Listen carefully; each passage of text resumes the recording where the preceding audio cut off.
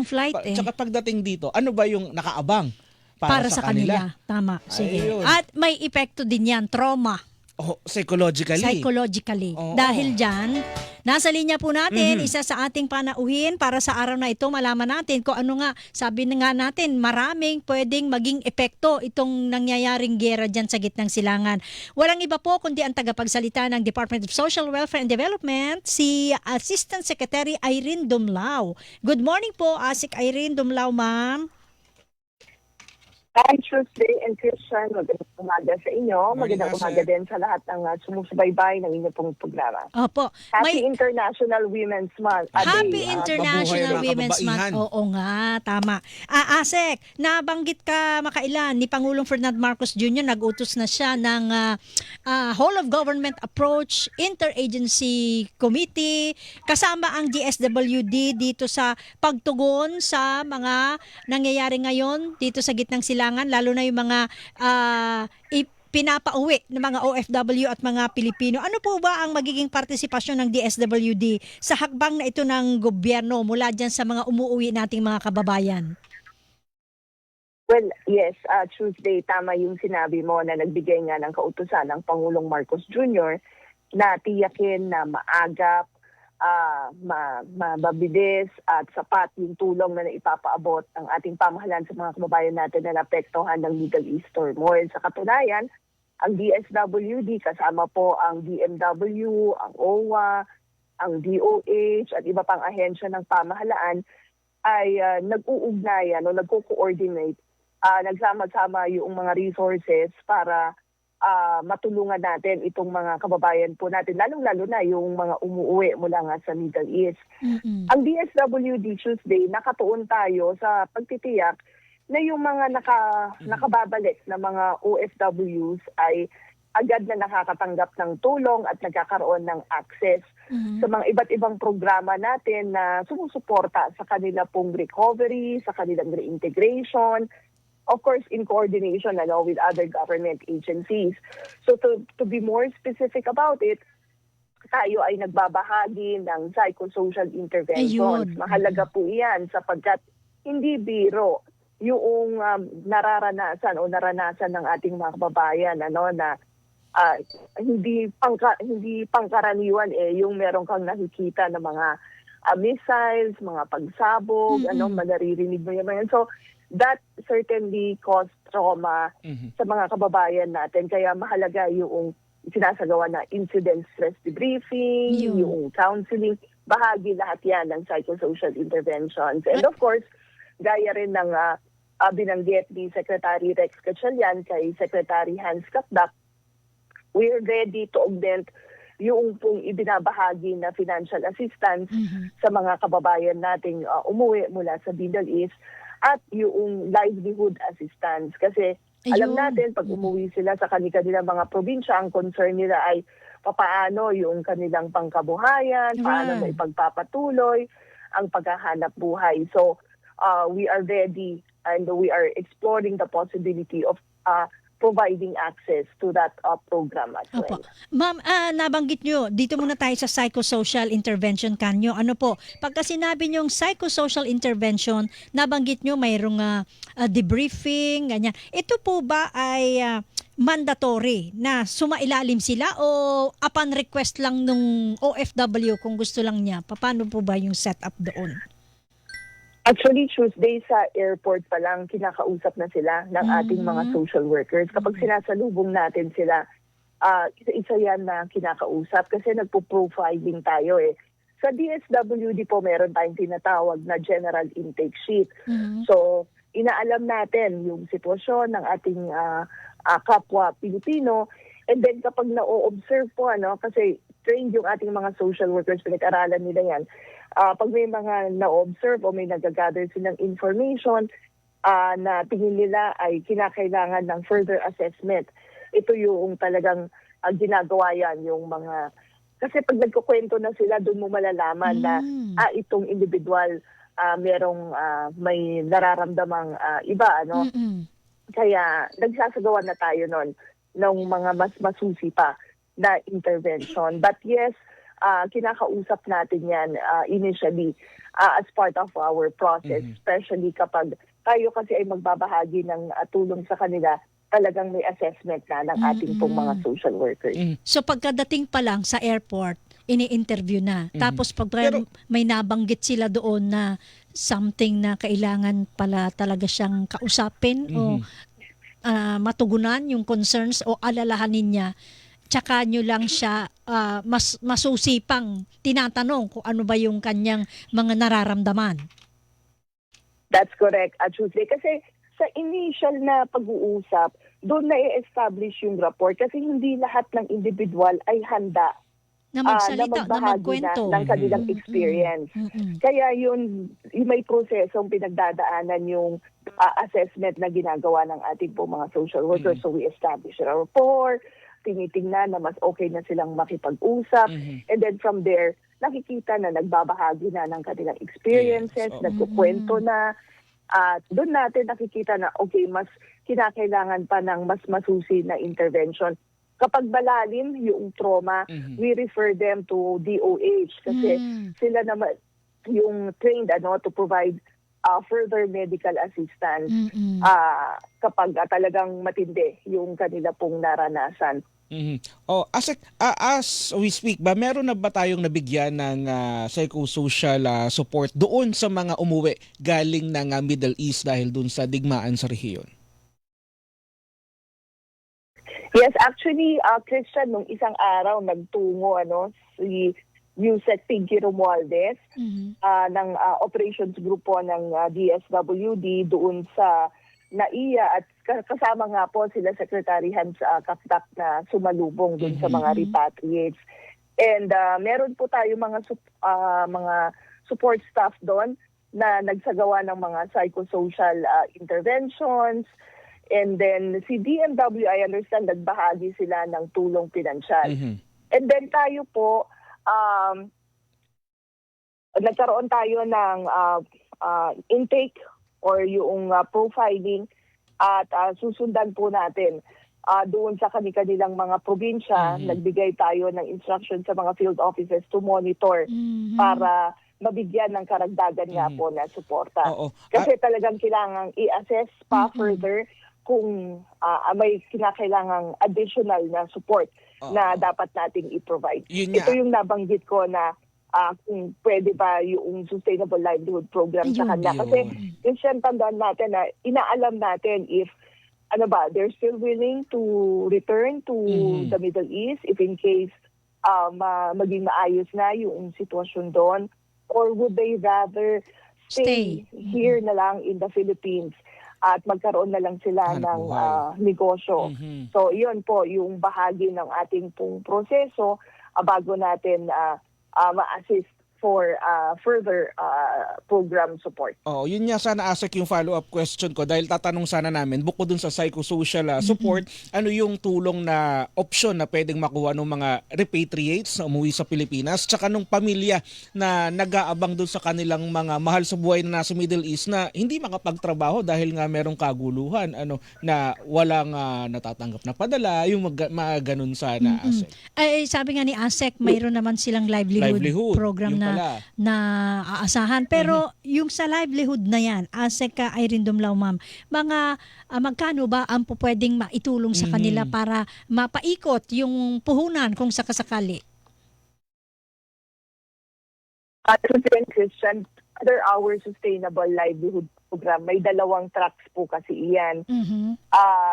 Yung first track is yung and the other is on micro-enterprise development. So kapag employment facilitation, tinutulungan natin sila kasi isa capacity building program. So tinutulungan natin yung mga na mapataas ang kanilang assets sa pamamagitan. Ay, babalikan natin si Asek, napuputol yung kanyang linya. Ang ganda yung binabanggit ni Asek dahil yan yung meron daw 2 opsyon na pwede doon sa livelihood. Doon sa mga repatriates, yung mga yun walang yung trabaho. mga naghayag ng interes na bumalik sa Pilipinas. At dito na lang manatili. Hindi na babalik ulit doon Oo. in the future. Dahil kung gusto nilang bumalik doon o ibang trabaho, ibang ahensya naman 'yon. Oo, tama. So yung mga gustong dito na lang muna, yun, may pagkakataon silang Livelihood. magkaroon ng pangkabuhayan. Tulong Importante pangkabuhayan. Yun kasi yun din yung isang iniisip ng ibang kababayan natin. Pag umuwi ako sa Pilipinas, ano naman ang gagawin ko? Correct. Yun yung Mayroon isa sa bang mga trabaho concern, dyan? Oo Pangunahin yun Oo. Anong uuwian namin dyan? Mayroon ba kaming trabaho kaya dyan? nga iba binabanggit. Ito lagi itong binabanggit, Mamo, mula noon pag may mga kaguluhan na pag di kami dito, may posibilidad na madisgrasya kami o anong mangyari. Pero pag umuwi kami diyan, gutom naman yung problema. Kaya nagdadalawang isip sila kung uuwi ba talaga sila o titiisin nila yung doon, kaguluhan. Ayan. O balikan natin si Asek Irene Dumlao. Yes, ma'am, naputol lang ma'am ko kayo. Yes, Tuesday and Sabi nyo dalawa, Christian. yung sa livelihood. Dalawang That's correct. paraan. So, meron tayong dalawang tracks or modality. Sabi ko nga kanina, yung Micro-Enterprise Development Track, yan, nagpro-provide tayo ng grants or seed capital fund para Yun. makapag-umpisa ng maliit na negosyo. Yun namang sa employment facilitation, merong mga trainings yan. Meron ding employment assistance para magkaroon ng ma-facilitate yung paghahanap ng trabaho. May natawag natin yan na basic employment skills training. So dito po sa ating pong SLP, Micro Enterprise Development Track, depende rin yan kung marami ba kayo at gusto nyo na maging association. Kasi mas malaki ang may provide natin kapag na-organize kayo into an association. It could reach up to 250,000 per association, if I'm not mistaken. Pero kapag naman gusto mo na individual. lang, yes, ikaw lang, pwedeng umabot yan sa 20,000 per individual. So again, depende po yan doon sa isasagawa natin na assessment sa mga uuwi po ng mga kababayan natin. Speaking of Sustainable Livelihood Program, Tuesday, marami tayong mga natulungan na maganyan. Inorganize natin, and then ngayon, napalago na nila yung kanilang mga negosyo. Maganda. Oo. Pero paano naman daw yung tulad sino yung nasawi doon sa Israel? Yung mga ganun ba? Halimbawa, sila? Breadwinner, ganun. Meron din bang suporta ang DSWD sa mga ganun? Sa nasawi o nasaktang OFW at hindi na makapagtrabaho? Ganun din ba, ma'am, yung options? Tama, Christian. It's good na na-mention mo. Kasi itong kababayan natin na caregiver sa Israel, yung si Mary Ann de Vera. Yeah, she's a Filipino caregiver nga. Ngayon, nung nangyari itong insidente na to, sinabi ni Secretary Rex Gatchalian na dapat puntahan ng ating Field Office 1 yung pong pamilya. At in fact, napuntahan naman po ito, nakausap ng ating pong mga social workers na bigyan ng financial assistance and psychosocial support. Kasi alam naman natin, Christian, hindi nga biro yung pinagdaanan ng pamilya, especially at si Mary Ann ay kumbaga parang nagbibigay ng suporta sa kanila. So ito yung isinagawa natin, and then we're also looking at other assistance that may be provided kasi based on the assessment of our social workers, yung din pong tatay ni Mary Ann ay meron din pong sakit. So aside from the financial assistance, the psychosocial support, tinitingnan din natin yung Sustainable Livelihood Program intervention. At so far, ma'am, doon sa kaso nitong si Mary Ann de Vera, sabi niyo natulungan na rin naman siya, pero hindi pa lang siya maiuwi dahil may problema pa doon sa closure Tsaka ng hindi rin airport. pwede ilipad Walang flight. Sarado pa airspace. Oo. Pero pag halimbawa, ma'am, nabuksan na at pwede nang iuwi, kasama po ba kayo doon sa sasalubong sa kanya, ihahatid siya doon sa kanila, tapos may additional pa po bang tulong na maibibigay para doon sa halimbawa ay burial, yung ganoon? Well, yes, bahagi yan ng comprehensive package of programs and services na ibabahagi ng ating pamahalaan sa pamumuno, of course, ni Pangulong Marcos Jr.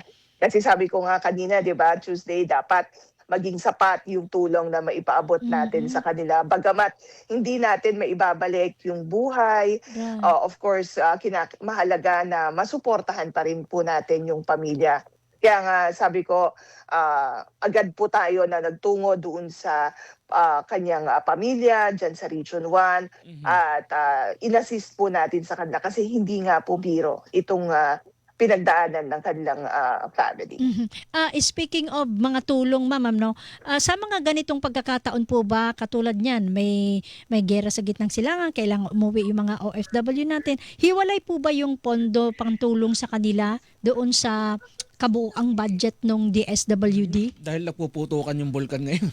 O mayroon pa rin gano'n na ibang kailangan tulungan?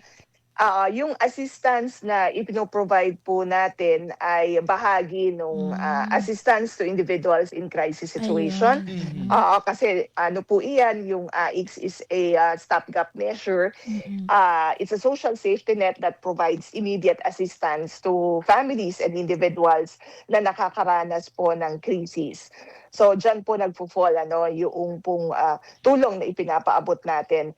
Likewise dun sa Sustainable Livelihood Program, meron namang pong sapat na pondo para dyan at yan din po yung inilalaan natin para sa mga kababayan natin na sumasailalim sa krisis bunsod nga po na naging epekto ng Middle East turmoil. Ayun. Sa dami po ng inaasahang mga OFW, kasama na rin dyan yung ibang mga Pilipino na hindi naman OFW pero nag-request na mapauwi. Sapat po ba ang tauhan naman ng DSWD para tumugon doon sa kanilang mga pangangailangan?